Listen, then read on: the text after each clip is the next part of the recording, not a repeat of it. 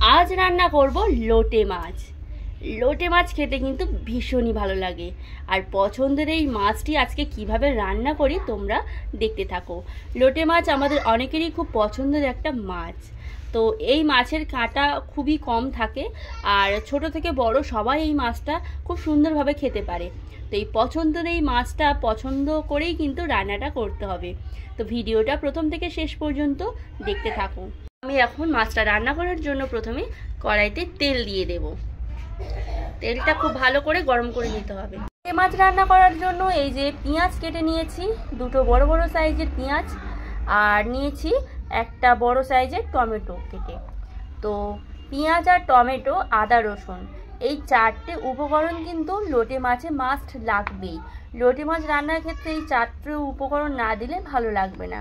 তো যাই হোক, তোমরা তোমাদের পরিমাণ অনুযায়ী যতটুকু মাছ নেবে তার উপরেই নির্ভর করবে পেঁয়াজ আর টমেটো। তো এখন মাছটা আমি রান্না স্টার্ট করে দিই, তোমরা ভিডিওটা দেখতে থাকো। গরম হয়ে গিয়েছে, এখন আমি দিয়ে দিচ্ছি পেঁয়াজ। পেঁয়াজটাকে প্রথমে ভালো করে ভেজে নেব আমি।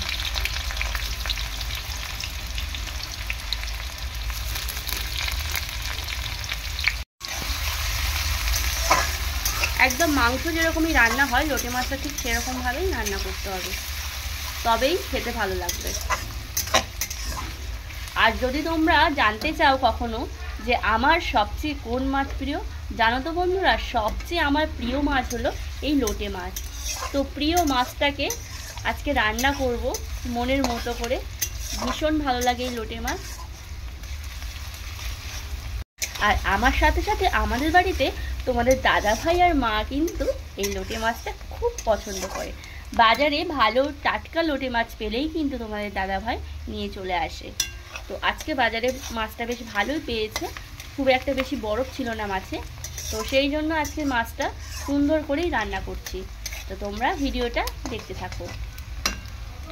এখন আমি দিয়ে দেব কেটে রাখা টমেটোগুলো।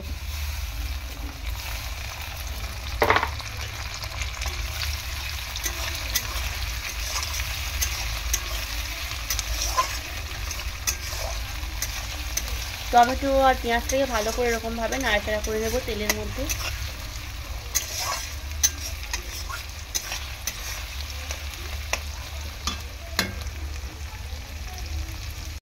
দেখো পেঁয়াজ আর টমেটোটা একদম কষানো হয়ে গিয়েছে, কালারও কত সুন্দর চলে এসছে।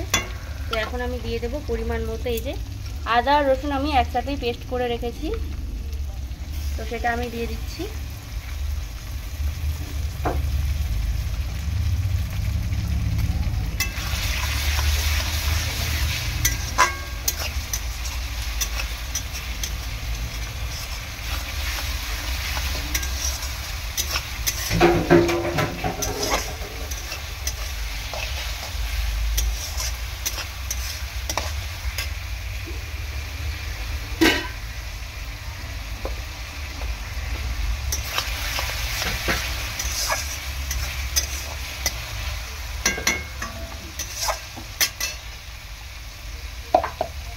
পরিমাণ মতো হলুদ গুঁড়ো, পরিমাণ মতো লঙ্কার গুঁড়ো, আর দেব পরিমাণ মতো জিরের গুঁড়ো।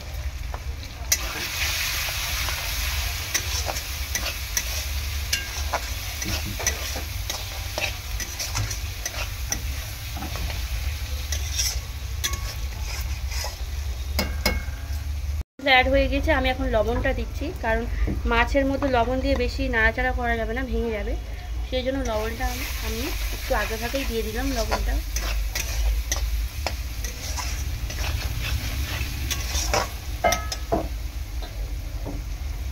দেখো তেলও ছেড়ে দিয়েছে, এখন আমি দিয়ে দেবো মাছগুলো।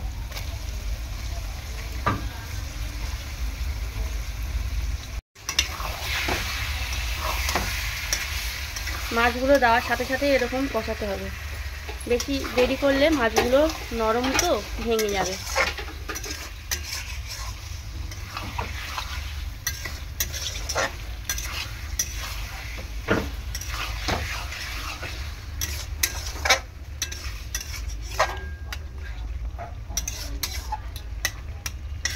এই রান্নার সময় কিন্তু একটুও জল দেবে না, দেখছো লোটে মাছ থেকে এমনিতেই জল ওঠে।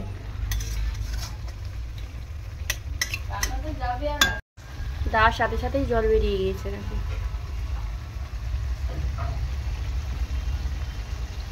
মাছটা একটুখানি খুন্তি দিয়ে এরকম উপর থেকে নাড়াচাড়া করবো। একদম নরম মাছ তো ভেঙে যেতে পারে, সেই জন্য খুন্তি দিয়ে বেশি এ করবো না, একদম উপর থেকে খুন্তি দিয়ে একটু তলায় বসে গেছে কিনা দেখে নেব।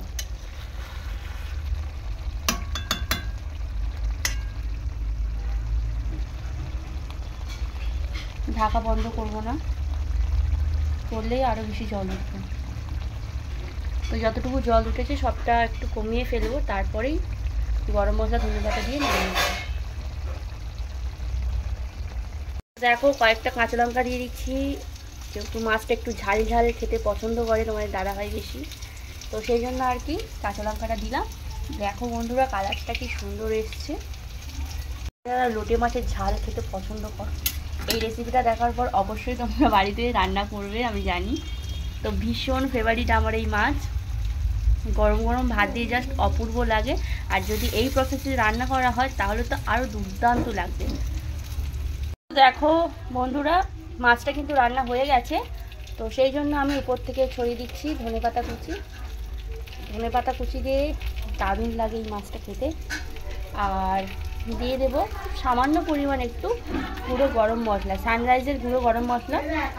এখন আমার পুরোপুরিভাবে রেডি লোটে মাছের ঝাল, গরম গরম ভাত দিয়ে জাস্ট ফাটাফাটি লাগে। তো চলো টেস্ট করে দেখা যাক কেমন হয়েছে। তো এখন গ্যাস অফ করে দিয়েছি, কড়াই থেকে আমি নামিয়ে রাখবো মাছের ঝালটা। কেমন হয়েছে অবশ্যই তোমরা জানিও কমেন্ট সেকশানে এসে। তো দেখো মাছটা আমি একটা প্লেটের মধ্যে নিয়ে নিয়েছি, লোটে মাছের ঝাল পুরো গোটা গোটাই রয়েছে মাছগুলো।